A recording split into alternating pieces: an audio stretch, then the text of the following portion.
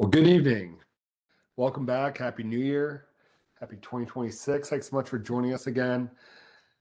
Tonight, we're going to be focusing our efforts again on AP Precalculus and specifically graphing transformations. My name is Mike Houston, and I'm the moderator for this event. I teach algebra and calculus near Pittsburgh, where I use TI technology to make tough to teach, tough to learn concepts accessible to all my students. And I'm excited to be joined tonight by Karen Slino and John Failer. Karen is a 33-year veteran high school teacher in Flushing, Michigan, who has taught AP Calculus for 27 years and AP Precalculus for 3 years, as well as 25 years of traditional Precalculus.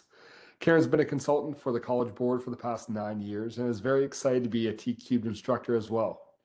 Karen's primary focus is teaching to allow students to experience mathematics before she fills in the gaps. Most recently, she was thrilled to be honored with a PAMPS Award in 2025. In her free time, she enjoys attending Broadway shows, dining at fun restaurants, and reading books to improve her teaching skills. So Karen, it's great to have you with us. Thanks, Mike. It's so great to be here. Welcome, everybody.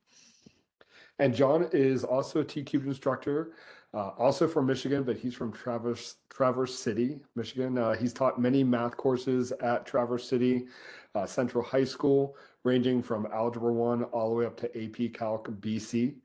He's an AP Calculus consultant and an AP reader, as well as a question writer for AP Precalculus. He enjoys helping his students appreciate the beauty and the power of mathematics while improving their critical thinking skills by doing good math. John, it's great to have you with us as well. Thanks, Mike. Welcome, everybody.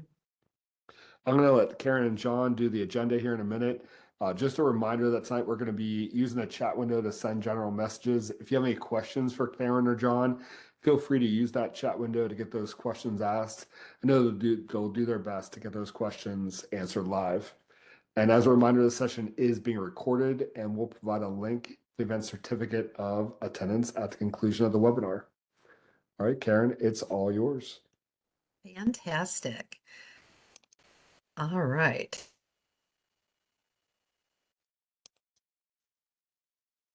Okay, well, again, welcome from both of us from Michigan. You'll see behind John, he's got the snow, which is actually what Michigan looks like right now. What I'm channeling is my beautiful summer backyard, which is not what my backyard looks like right now. So for all of you in a warmer place, excellent. Wish I was there too. All right, we are ready to get started. So John, you want to talk about our session objectives? Thanks, Karen.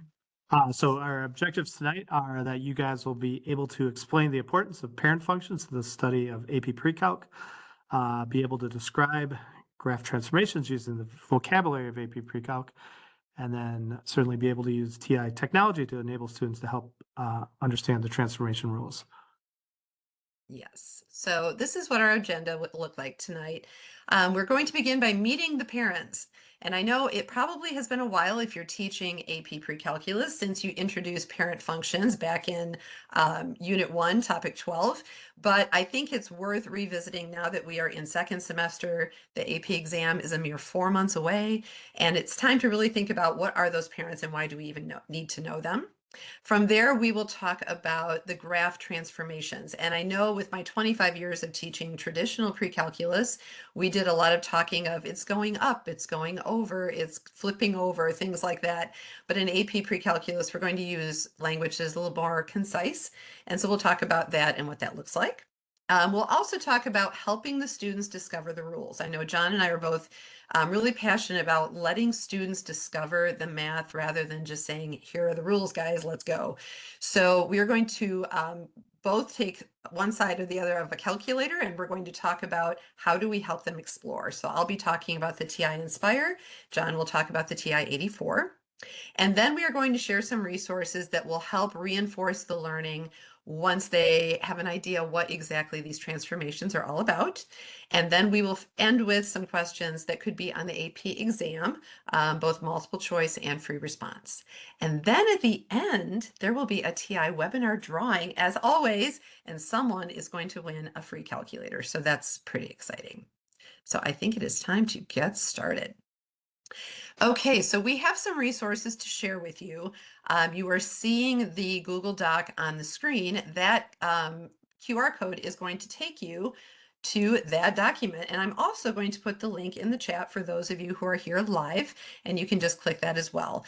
And so on that doc, every activity that we are going through today is hyperlinked. So you can just go to those as we work through them or just explore them later, whatever works for you. So I'm just going to give you a couple of minutes to grab that QR code or link, and then we will jump in.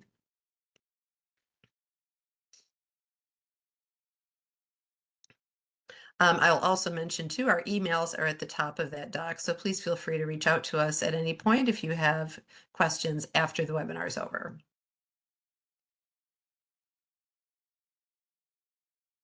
All right, so it is time to meet the parents.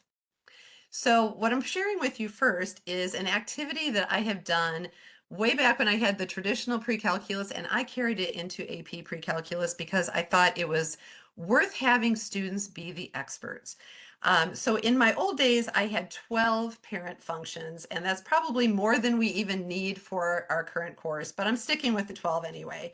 And so what I do is I assign a student or a partnership or a group, depending on how many kids I have, one parent function, and their job is to just research everything they can learn about the parent. What are the interesting facts about it? We've learned already at this point in the course, we're almost near the end of Unit 1, so we know how to talk about extrema, we know how to talk about end behavior, we know how to talk about concavity, and I say you need to include all of those things. Tell me what the domain and the range is. What are the interesting things about this graph? And then most importantly, where do we use this graph in real life? So that's what their mission is. And so I have a shared slide deck. Each parent function gets one slide and the students design it. Then what they do is when the due date comes, they submit their slides, and we have a slide deck that is kind of our resource for the rest of the year. And so what we end up doing is I make it into a PDF. I post it on our Google Classroom, and every time we learn a new parent function, we go back to that slide deck and we say, well, let's see what these people had to say about this parent function. So I've made this into a little bit of a video. You will see there are some errors in here, maybe some misspellings. It's organic. These came from my kids this year, but I wanted you to see what the slide deck looks like. So let's begin. So we begin with the identity function, and we see that's using some roads and things there. We move on to squaring. Next, we have the cubing function. I love that little vase on the side. Next, the reciprocal function. They're talking about inverse relationships. We have the square root function. We have the absolute value function, and they really did a nice job getting distance in there. Lots of uses for the exponential function. We have natural logs as well. We have the sine function and the cosine function. We haven't learned those yet, but they're coming soon. We have the greatest integer function. And finally, we have the logistic function. So that is our slide deck. And so that's where we begin. So we meet the parents. So now that we know the parents, let's talk for a minute about how we learn math. And I think what's really important is to think about how our kids' brains are working, because we sometimes think that when we are doing math, we are using the analytical side of our brain, maybe the language side of our brain. But a couple of summers ago, I read this book by Joe Bowler called Mathish. And Joe believes very passionately that everyone can learn math to a very high degree. And so she talks a lot about brain research and how we learn and what's happening with our brain when we are doing math. And what happened and what they surprised the researchers is that actually when we are doing math, we are using the visual part of our brain. That's the part that lights up. So if we are only giving students problems that are just equations on paper, they're really not drawing from all that power that the visual part of the brain is wanting to see and wanting to use. And so at the very last sentence, you see here, researchers have shown that students achieve more highly when they're given not only mathematical work with numbers, but also with visuals. And we are all TI people, right? And so we're going to use that technology to really tap into that visual part of the brain and to help them to see and discover what we can do with these parent functions. So, and I highly recommend this read if you have time to do that. So we are going to now move into graph transformations and specifically AP Precalculus. And you might be saying, you know, we did this a long time ago, but what a great time to review where we were back in August or September or October or whenever we got to the end of Unit 1 and we started talking about how do we transform. So we're going to go to our CED and we're going to look at what does topic 1.12 actually tell us about transformations and how is this different than maybe what they've seen in Algebra 2 or what maybe you've taught in your Algebra 2 or traditional pre-calculus courses. So our first two learning objectives or topics here are about additive transformations. In the old days, we might have called these our slides, right? But these are translations where we are taking our graph and we are either vertically translating it or horizontally translating it. So the first thing we're doing is giving a name like additive, and we're trying to get our students to use words like that when they look at a function in analytic form to say, oh, I see an additive transformation is happening here. So they need to learn that if there is a number added to the end, that means a vertical translation has happened. Or if there is a number added within the function in the parentheses, that is a horizontal translation. And interestingly, this horizontal translation is by negative h units. So they'll learn pretty quickly that whatever they're seeing in those parentheses or within that function, it's the opposite value that they're actually moving. Next up, we have our multiplicative transformations. So again, I'm paying attention to the language that is in the CED, and I'm seeing that the multiplicative transformations are things that we might have said they're stretches or smushes, but we're going to call those vertical and horizontal dilations. That's what they actually are. And we are going to say by a factor of a certain value. So if we see a number that is a coefficient on our function, we know that is a vertical dilation by a factor of that number. And if we see a coefficient on our x, which is within our function, we know that's a horizontal dilation by a factor of 1 over that number. So that's how we talk in AP Precalculus about how graphs are changing. We also know that if those values, a or b, happen to have a negative in front, we also have a reflection either over the x-axis or the y-axis. So those are the 4, or actually 6, transformations that we will be focusing on. Now there are 2 more pieces to the puzzle here, and one of them, and John will be talking about this with the TI-84, and that is when we have these transformations, we can actually group many of them together. So we don't need to have just a vertical translation, but maybe we have a vertical dilation, a reflection over the y-axis, and a horizontal translation all happening at the same time. And so when we make those changes, we are also probably affecting what the domain and range of the new function will be as well. So that's what the CED is telling us we need to teach, but it's also telling us how we need to talk about these things. So as I mentioned, this is a great point in the year, wherever you are in the journey, to really think about where we've been and where we're going. So in my class, we are right in the middle of wrapping up Unit 2 right now. So we're talking a lot about logarithmic functions, but earlier in December, we were talking about exponential functions. And so all those transformations came back, but they were in light of an exponential parent function. Now we're talking about a logarithmic one. When we get into Unit 3, we'll be thinking about sinusoidal functions and how to transform those. And if you do Unit 4 in your course, you will also be talking about how do linear transformations look with matrices. So it is a recurring theme throughout the course that whatever parent we start with, we can use the same rules to transform them and move them around. So now let's get into what we're here for, and that is the technology. So I am going to bring up my TI-Nspire. And there is a TNS file in that Google Doc of resources called Family of Functions. And so this comes from the TI Math Inspired collection of activities on the TI Education website. So this is actually an Algebra 2 activity, but I think it's going to work perfectly in AP Precalculus as well, because what we're thinking about is exploring. So let's back up a second and let's just say, all right, we have taught what all the parents are. And that's where our students are. how do we get them to think about how different values in a function are going to affect what that's going to look like? So if you are looking at the resource document, not only is the TNS file there, there's also a student activity page as well as teacher notes. So I'm just going to kind of click through what this looks like. So first we're going to go to this parabola. So this is just a parent function parabola, not much too interesting here, but we notice we have a couple of sliders built in. So one of our sliders is called H and one of them is called K, and then we also have this A here. So let's just do a little playing and see, what does this A do? And so as soon as we start increasing our A value, we not only see the original parabola, the parent function, but we see this new one.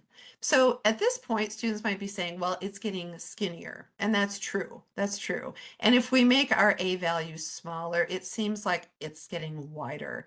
But again, we want to use our words, right? So we would say, well, we have a vertical dilation happening. And we would say it's by a factor of what A happens to be.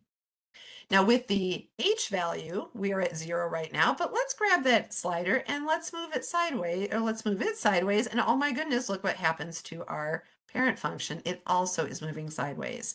And the equation at the bottom of the screen is updating itself as well. So as we are seeing the function moving around, the graph moving around, we're also seeing the function adapt as well. So finally, we might say, well, what is this K going to do? So we're going to grab that slider and oh goodness, look what's happening. We can see that the graph is moving up and down. So we really don't need to tell our students what the rules are. We just need to provide a few sliders and ta-da, they can see it for themselves.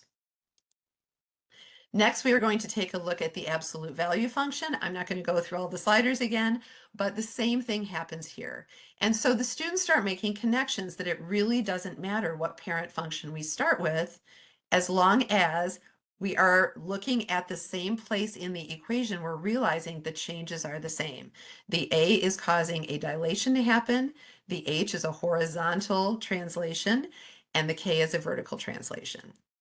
As we continue on, we are going to explore the square root function. We're going to explore an exponential function, a log function, a cubic function, a sine function, and then that's the end. So this is a pre-built TI activity. You could give it to all your students on their TI-Nspires if you have a classroom set, or you could just project it on your teacher software and work through it with the students that way. So they're exploring and they're learning that way. Okay, what I'd also like to show you is how you can build something like this yourself. So I'm going to go back home and we're going to create a new document, and I do not want to save what I have there. So we are going to add a graph page. So what we could do is just create, some sort of worksheet and say, hey, graph a bunch of these and see what's happening. But I think I would like to see this in a little bit more of a general way. So what I'm going to do is choose one of the parent functions, and I think I will just do x squared. And I'm calling that my f1.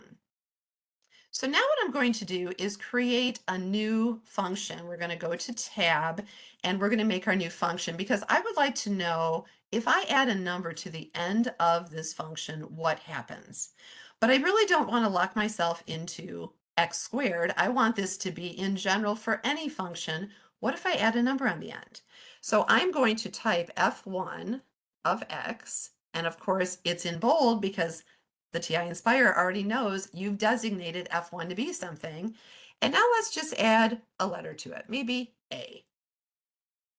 And as soon as I try to graph it, it says, do you want a slider? And absolutely I do. So as soon as I'm using a variable that is not my input variable, I'm going to have a slider. So let's go ahead and make our slider happen. So there we go. And now I basically have what that activity was, right? I have a slider where I can just move my slider back and forth, and the students will discover, oh, interesting. Here we go. I am moving this graph up and down. We have created a vertical translation. So now let's go back to our tab and create a third function. And now let's put that value in the function. So let's do our F1 again. And this time let's call it x plus b. So we're looking at those additive translations, those transformations that we were talking about. And again, it's going to say, do you want another slider? So sure, let's make another slider. I'll move this guy up here. And now we can move this back and forth and realize, oh, this is changing my graph horizontally. I'm doing a horizontal translation. I'm going to move these labels out of the way here.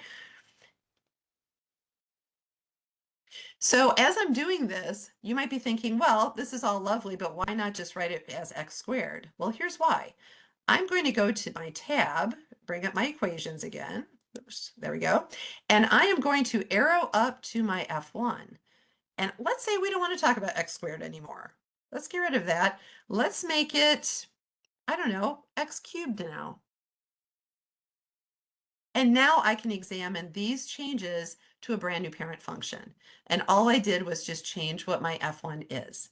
So this is a really powerful way. I can imagine having a group of students where each student starts with a different parent, but they all are putting in the same F2 and F3. You could create a new page and you could do the same sort of exploration with the dilations. So what a great way for them to discover what the rules are, but also to be able to look at their neighbors and to say, oh my goodness, these are all the exact same thing. Pretty cool. The rule is locked in. And when they're seeing it visually, they remember it better. Okay, I have one more thing I'd like to show you before I turn over to John. So let me go to my recent here. So thanks to, no, I do not want to save that. Okay, so I would like to thank Mike for this idea. We were talking last week and he said, you know, you could use the navigator to insert a question. And I thought, what? This is fun. So this is another way that we could either have our students have TI-Nspires right in front of them, or we could project it with the teacher software, either way. And so what I've created is a question that they are going to write what they see on this graph. So what I'm looking at here looks to be a parabola, so it looks to be like an x squared. You really can't tell if there's a dilation going on just visually, but I definitely can see that this parabola has been moved down and it looks like it's gone down 4. So your students would type in, I think this is x squared minus 4. And then of course on your teacher end, you would be able to see what they've typed and if their answer is correct or not.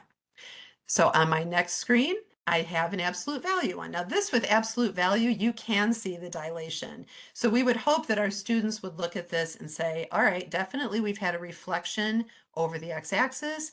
We seem to have a vertical dilation happening too. And the interesting thing is some students will look at this and say, well, maybe it's a horizontal dilation though. How do we know? What a great conversation you'll have at that point. My next one is a square root function where they can look at that, make a decision. And then this last one, I guess I did not put a graph there. Oh, here we go. And this one is the 1 over x. So I want to show you just really quickly how you can create this exact sort of screen using your teacher software. So up here in the top where we see insert, we're going to open that and we're going to go down and say, I'd like to add a question. So if you are used to using the navigator, many times you might be sending yes, no questions, multiple choice questions, and so on. But as you'll see further down, you are actually able to send an equation question. So I'm going to say I want them to write an f of x. So I clicked insert, and now I have a new page, and it's got that question where the students will be putting in an f of x. Okay, so now what I'm going to do is go up to my tools on the left here so that I can see all my question tools. And you'll notice it says that yes, we have chosen an f of x. And also I can put at the bottom, what is the correct answer? So I have all of my calculator tools right here. So maybe I want to have sine of x minus pi. Let's not do pi, let's do 1. So that would be the answer we are looking for. If I click this little box here that says include a graph preview, now I have that split screen. So I will have the question on the left and on the right will be my graph. So if I click on my graph side of the screen, I can type in what I want to have, which was sine x minus 1. And of course, right now, the problem is I can see the label, right? So we're going to click on label and we're going to hide it. And now we have just created a question for our students to do. This could be a very quick quiz. This could be a group activity, but however you use it, it's making them look at a visual and then tie it to their knowledge. Okay, John, are you ready to bring in the 84s? Yes. Let's do it. Great job, Karen. Any questions in the chat about the Inspire before we move on? One thing about that activity we were talking last week that I did a little searching and I couldn't find, but it would be cool if you're a programming person. I think in the 84 you could create a program where it would create graphs and the kids could type it in and they could see if it was right or not. So, and maybe you can do that in Inspire. I'm not as expert in the Inspire, but okay, let me see if I can switch my screen here. Okay. Here we go.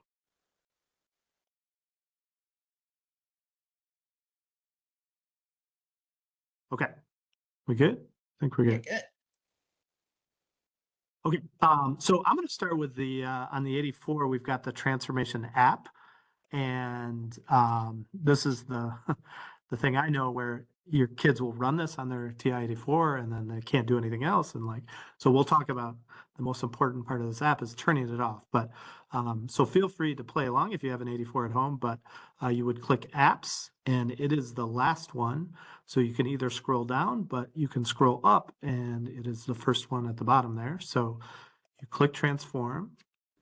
And then when you press any key, so any key would get you there. And when you go to y equals, you notice this is how you can tell your kids are in the transformation app is if you see that the arrow and the two lines there. So they are in that. And you can do a couple things here. One thing that I have in the PowerPoint you can see is you can actually go over here to the left of the Y1 and hit enter. And there are, and you can change the color if you want, but there are many options here as far as kind of pre-set up equations using various transformations, and the A, B, and C, and D, and so forth are in there. So I think on the screen I did the cubic one. So let's go to that. So you can just kind of scroll through here. So here's the cubic one, and then you would click down and click OK. And so now that is stuck into Y1. And if you hit graph, and one thing I would add here before I'm going to put in Y3. I'm just going to put in X cubed. So we have the parent function so we can kind of reference how the changes are happening here. So if you hit graph, and let's do a zoom 6. And so you've got some random values here for A, B, and C. Right now you can see the equals for the A is highlighted. Let's just say I want to change that to 1. So if you just type 1, hit enter, it will change that. Your up down arrows move you between the A, B, and C. So let's make B 0. Let's see if we can get back to the parent function here.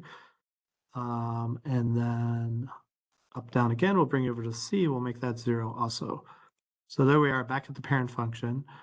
But now here's the cool thing. These are kind of built-in sliders. So if you use your left-right arrows, now you can see, okay, what happens if I change C? And if you play with that, you can go over to, let's play with B here a little bit. And then again, using the left-right arrows, you can change B. And so you can see, oh, if B is -5, I'm actually moving. So it's X minus -5, so I'm moving to the left. And then you can also play with A a little bit. And same thing, hit the left-right arrows to affect that and see how it changes. Oh, that's interesting. So when A is 0, you have a horizontal line, which makes sense. And then you can see with negative A's and so forth. So that's kind of a nice built-in, kind of the sliders are built in there and you just use your arrows. If you go back to Y equals, I wanted to show you the other options here. So if I go to back over to the left of Y1 here and hit enter. Again, you can see all the options here. They do have kind of a general cubic, absolute value, sine and cosine, which we'll talk about later, tangent. The other thing I wanted to show you on this is, let's say you didn't want to type in or use one of the pre-made ones. You can actually just type in whatever you want. So if you wanted to do just ax squared, and then look at that. And so if you just type that in using the alpha buttons, alpha math to get a, and then x squared and hit graph. And let's get rid of that. Well, let's make this x cubed or x squared now so we can look at the changes from the parent function. So same thing, you can kind of tweak it on your own and see what happens if you change a. So that's kind of cool. So you could kind of build it up as opposed to just going to the pre-made ones where everything is kind of together. So you could kind of start from the ground floor there. So I put a link in the document thing that Tom Reardon, I wanted to give a plug to his website. Tom Reardon is a TI monster, and I can't figure out how to get back to the chat. Anyway, I'll post that later, but if you go to just Google him, Tom Reardon's website. The document I have in the chat is from him, and it's got a kind of a walks you through there how to use that. So here's the key part, because now when this app is started, you can you want to make sure you turn it off. So if you look at the top there, you just want to make sure you hit quit app, and then number 2, and then when you go back to y equals, you won't see anything there. I saw something in the chat about someone didn't see that in there.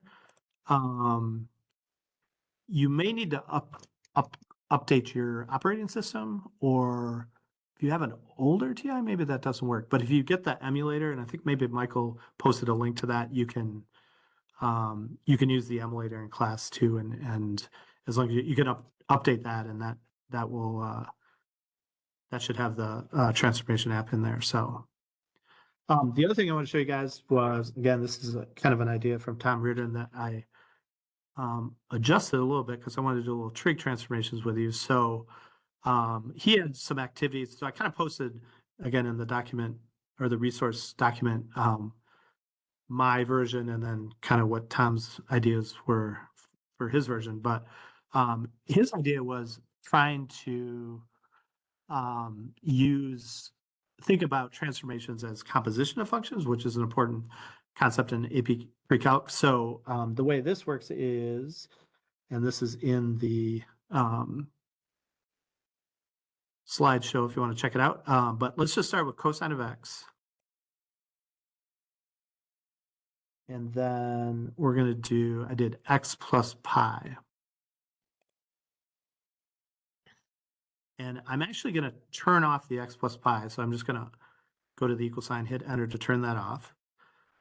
And then I'm going to do a composition of functions both ways. So quickest way to do this is if you hit alpha trace, you get your Y menus there. Move my thing here a little bit.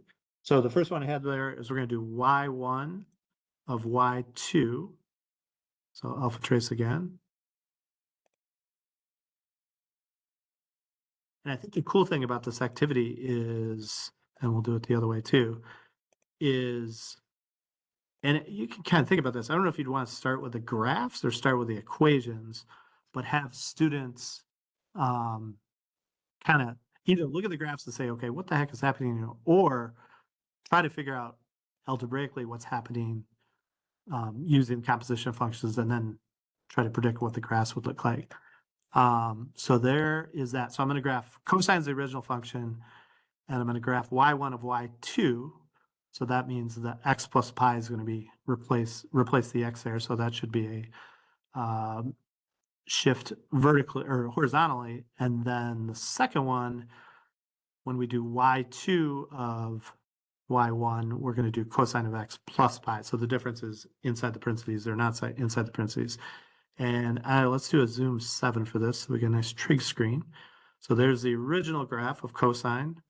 And then you can see the blue graph. And let's remind ourselves. So the blue graph is the original. The black is y1 of y2.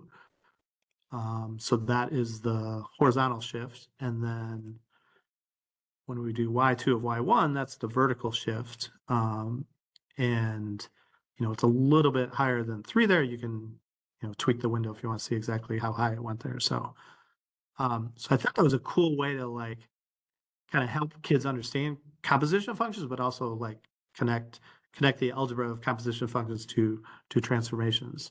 So let's do one more of these. Second one I had there was cosine of x. And then let's get a little fancier here. We're going to do, for y2, we're going to do 2 parentheses x plus, and let's make a nice fraction here. So alpha x, and then pi over 2. Oops. And then we're good with y3 and y4. Again, I'm going to turn off y2. I mean, you could graph that if you want. It's just going to be linear, but then the students can see, okay, again, think about the transformations. If we do y1 of y2, that whole thing is getting replacing x. So we're going to have a horizontal shift, but also a dilation. But then if you do it the other way, it's a vertical shift. So again, I think that's kind of cool, and it gets the kids, kind of more comfortable using the y1, y2, especially in my calc class. I'm talk to kids a lot about using TI in the AP exam. Like, you just want to get pretty efficient in that stuff. So some of these shortcut menus, like that alpha trace, and then, if you're not familiar with alpha window, that's a nice shortcut menu too, where you've got some of the basic functions there. So, okay, I think that might be it for me on the 84. Karen, are you Okay. taking over next? Yep, I can take over next. All All right, right. cool. Nice job, John. That was cool. All right. So we have introduced the parents. We have talked about how we do these transformations. Our students have discovered the rules. Now, how do we really cement them? And so that's the next thing we like to talk about, is some resources that will help your students practice and get really good at what's happening. Okay. The first one is, and you had mentioned Tom Reardon, John. I believe that he had a lot to do with what we see here. This is on the TI webpage. The link is in our doc as well. This is a TI modular course on families of functions. And so what you will see here is what the original screen looks like. And you are able to choose whichever of the parent functions you like. So let's say we were choosing absolute value. And if you click into that, you will see a video here that will explain how to graph absolute value and also how to think about all the transformations that can happen with an absolute value function, both looking at the equation, the graph, and the table. So it's that nice multiple representation instruction that is there. And this could be just something you share with your students. It could be something where each group is responsible for examining one of them, or maybe just something you have in your back pocket of, this is a great resource to have. Okay, so I do believe Vicki may be in the house tonight, and I have to give her credit. Vicki Carter is an amazing lady from South Carolina who is the queen of the Mix Six, and this is one of hers. This is a worksheet activity that you could use with your students to really help them think about how we talk about graph transformations in AP Precalculus. So just taking a look at the factual recall in the upper left corner. Look at what they're asking you to do. For this function, describe the additive transformation. I never would have talked like that before teaching AP, but I do now. Or describe the multiplicative transformation. So that's our entry level right there. And the students will look at that and know exactly what you're talking about. They'll say, oh, we have a vertical dilation of 4 there in part C. That's perfect. As they move on, they learn how to look at a table and analyze what a function is doing based on a table. In part 3, they also are able to look at an equation and identify what the transformations are. And so that's really what we want them to do, is to get comfortable with talking about these dilations and translations using the correct verbiage.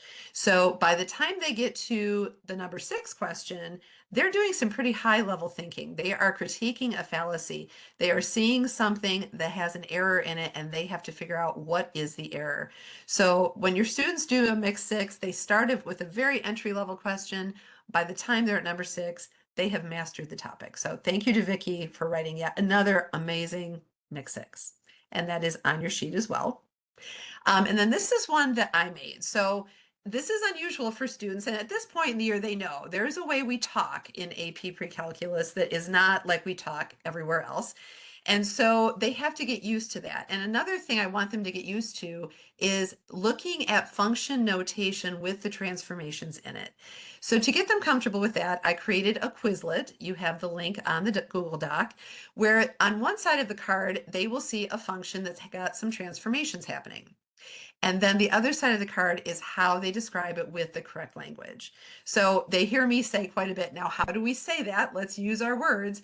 But they get really comfortable with saying there's a vertical dilation by a factor of 2, a reflection over the x-axis, a horizontal translation of -1, and a vertical translation of -3. So we don't hear them saying it's going up 3 or down 3 because they're using the correct word. So they're really talking like mathematicians. It's so awesome to see that happening. And so I have put several different cards in here, but really I didn't tie any of them to parent functions. So if they can look at what you see on the screen right now and know what's happening, they can apply it to any of the parents and still get a graph from that. So hopefully you will find that useful as you're maybe reviewing for the AP exam, or just when you need to revisit how do we talk about transformations.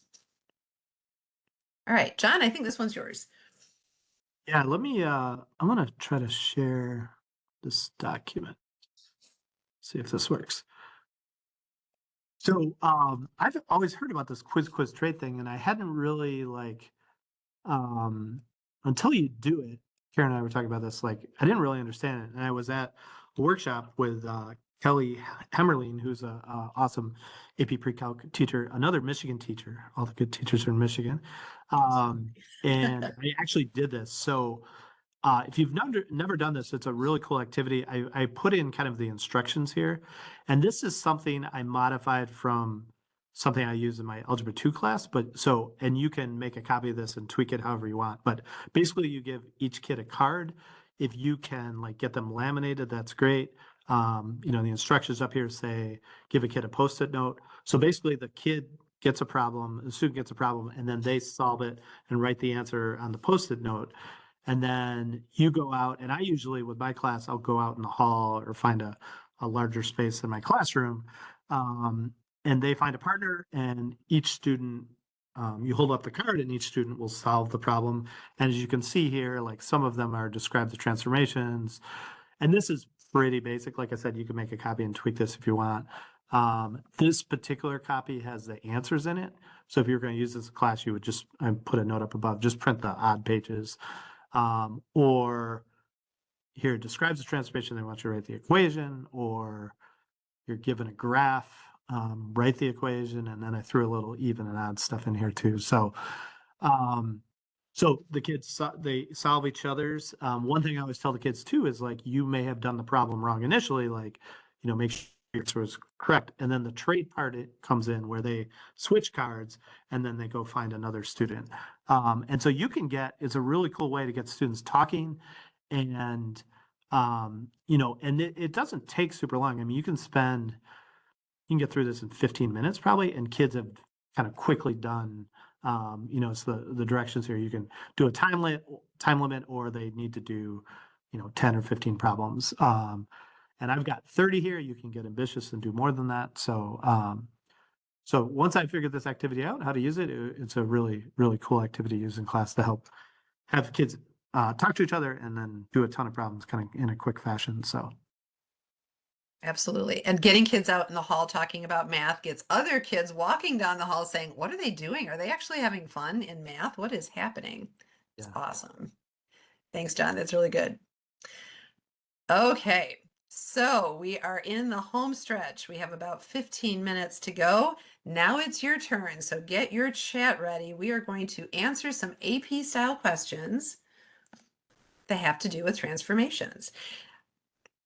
So I'm going to be talking about some multiple choice and some open-ended questions too. And then John's going to talk specifically about FRQ3. So here we go. This is our first question. So I'll give you a minute to take a look at that. And then if you can put what you believe the answer to be in the chat, go for it.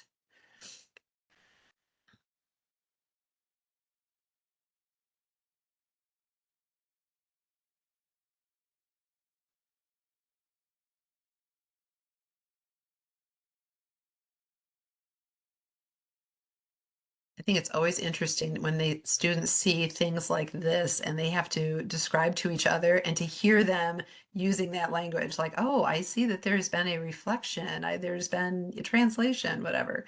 All right, this is a rockstar group, of course, absolutely. So we have a reflection over the x-axis. We have a horizontal translation of 2. The answer is B. Well done, everyone. Very nice. Okay, this one is an open-ended. And this is clearly a x squared parent function, right? And we are asked to write an equation for what we see. And so at the beginning, when students see these, sometimes they try to find the slope between the points because they have a hard time seeing 2 points and not finding slope. But eventually we have to say, well, wait a minute though, this is a parabola, it's not a line. So what do we need to do? And that's when we sort of nudge them to say, look at where that vertex is. What do you know about this parabola? And so eventually we're probably going to get to this. They're going to say, well, there's been a horizontal translation of 6, vertical translation of -5. So here's my answer. But I like this question because this is not the answer. They've done the first step. This is great. They recognize the translations. But why did we get that point 0.049? I mean, if this was the answer, then we wouldn't even need that y-intercept. So what we need to then nudge them toward is to say, what if there was a vertical dilation?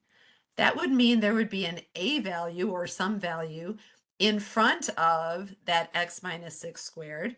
So we need to find it, and that's why we have the 0.049 to know, was there a vertical dilation happening? So if we substitute in the 0 and the 49, solve for a, turns out, yes, indeed, we have a vertical dilation by a factor of 3/2. And so that's the second step of this question that a lot of students miss.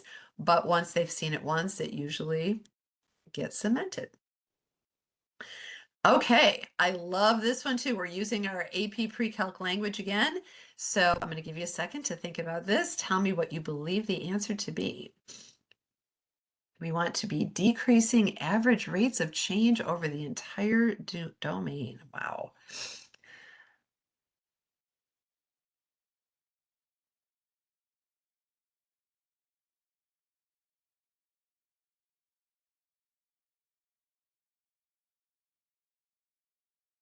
And the answers are rolling in. Fantastic. So the key here, of course, is the wording, decreasing average rates of change. And again, I never talked like this in my old pre-calculus courses. I sure do now. And the kids know when they read that phrase, that means we're looking for a curve that is concave down. And the only parent function in our options is, of course, D. It is the square root function. Well done. Okay, next question. We have a quadratic function f reflected across the x-axis to get the graph of g. Which of the following has to be true? I'll let you think for a second.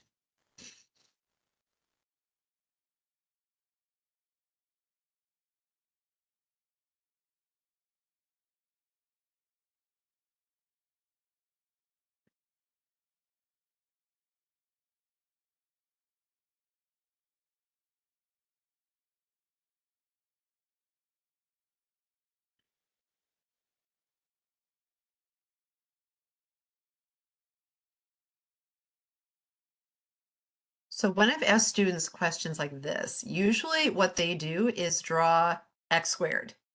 And so if that's the parent you're looking at, that might be kind of hard to answer the question, right? So I'll say, well, maybe we don't want to look at x squared at all. Maybe we look at something like this graph, maybe x squared plus 1. And if we think about reflecting it, what's happening here? Or maybe we think about something completely different. Maybe we think about this graph, x squared minus 1. And when we start looking at different versions of a quadratic, then we can say, oh, I'm seeing what's happening here. And sure, oops, oops, let me go back. Sorry, there we go. And what we're seeing is those x-intercepts are remaining the same. So the answer is B. Okay, this will be my last one before, well, no, I have two more, sorry. This time we're looking at a cubic graph, and one of these favorite problems, the kids love these. There are four choices. Which ones could represent the graph below? And we're not going to use our technology here. We're going to use our skills with transformations. So thinking about what's happening. So all of them have a vertical translation of 5, so that's not helpful. And then we look at our horizontal translations and we're thinking, well, it looks like we've moved to the right, so we should have a horizontal translation of a positive value. We also notice it seems to be flipped upside down. So we might say, well, I'm looking at these transformations, and so I think I have my answer, except check out that one. Our negative x plus 2 quantity cubed, that can be written a different way, right? That can be written, if we take the negative out of that quantity, negative quantity x minus 2 cubed plus 5. So this is where we can talk about the symmetry of the cubic, that a reflection over the x-axis is also a reflection over the y-axis. So in this case, we actually have two equations that meet it. So both 1 and 3. So that's a tricky one. They get 1, they don't always get the 3. It's like, oh, there we go. Love it. Okay, last one. So now we have a table of values and we're trying to figure out what parent did we start with. Let's see if you can figure it out.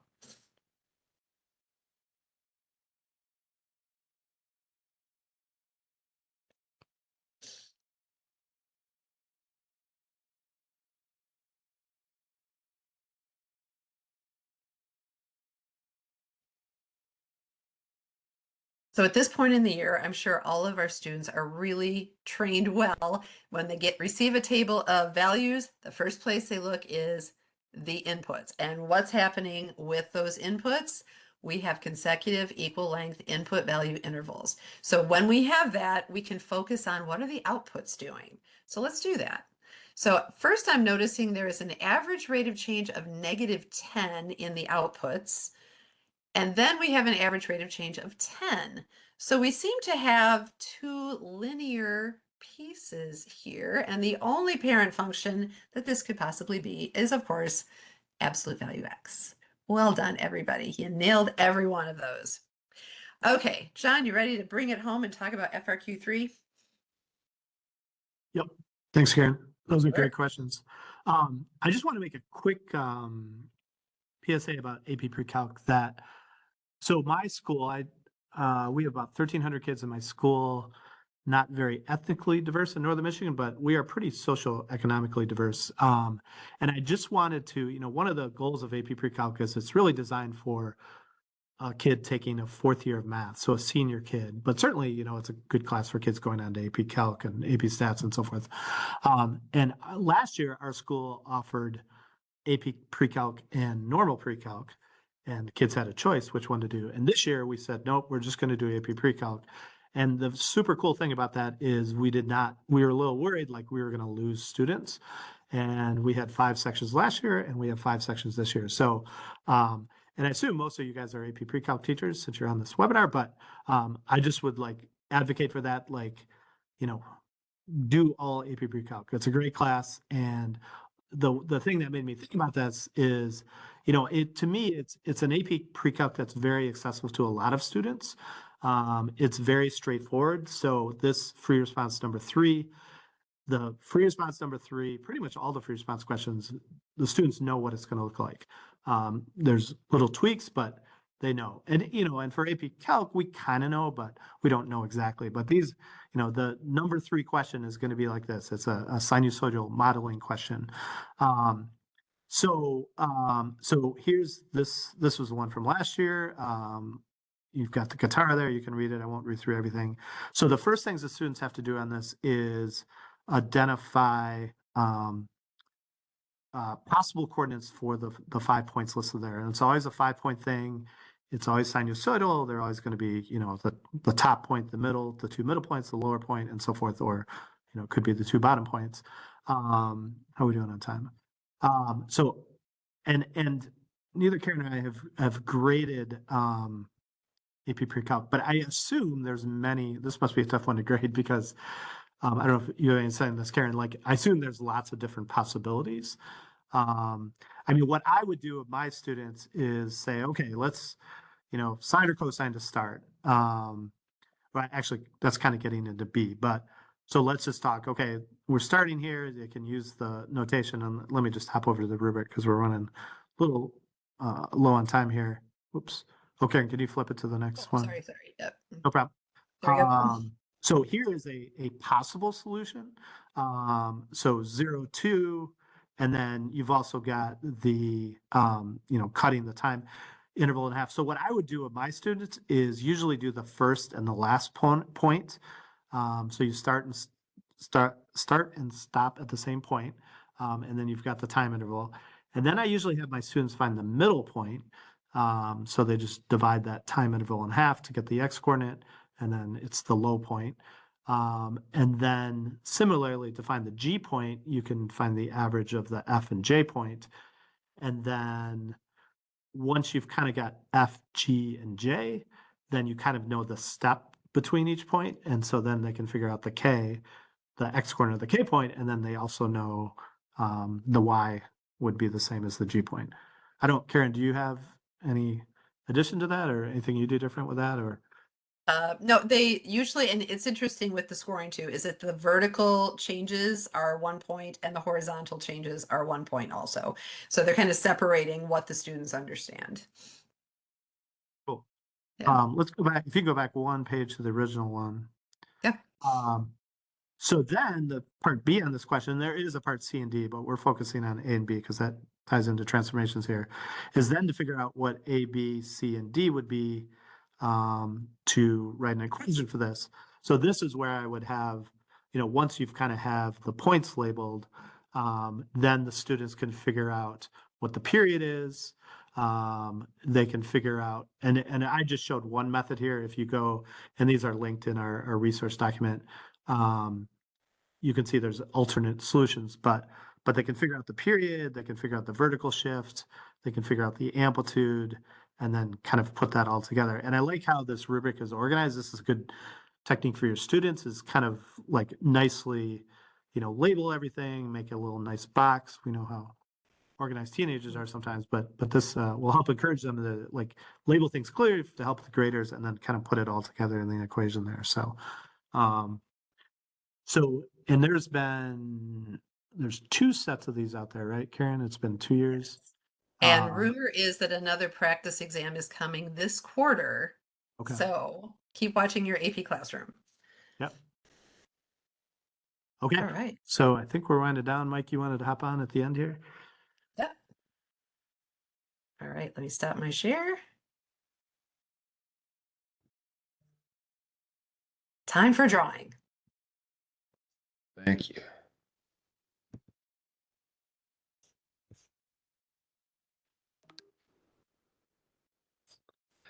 All right, so as promised, we are giving away to one lucky winner a TI graphing calculator of their choice, and tonight's lucky winner is Kendra Adams. So Kendra, congratulations. I'll be reaching out to you over email in the next couple days to get some information from you, but start thinking about which calculator you'd like to receive.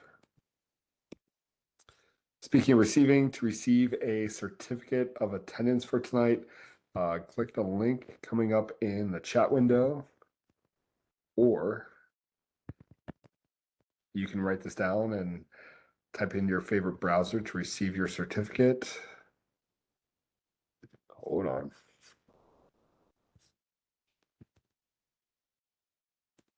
Also listed as a link for the documents that were used tonight in case you didn't get it earlier from the QR code or from the link in the chat window. But either way, if any of these links are not working for you, just hang tight. You'll automatically get a follow-up email in a couple days, and that will contain a link to the recording, so you can go back at your own pace, links to the certificate, and links to the documents as well.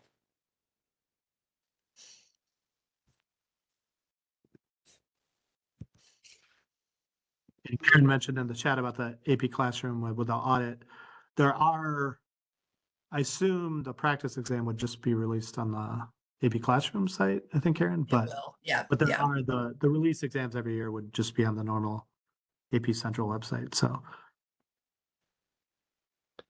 Awesome. Thank you. So we are going to have at the end of the webinar here a very, very quick survey. Just let us know how we're doing and let us know how we can do better.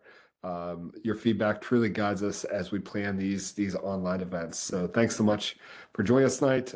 Thanks so much for Karen, and a special birthday shout out to John. Yeah. Happy birthday. Thanks for spending your birthday with us. doing math's the best way to spend a birthday. So And Of thanks everyone course. else for joining us tonight. We hope to see you back online in a couple weeks. Have a great night. Thanks, everyone. thank you.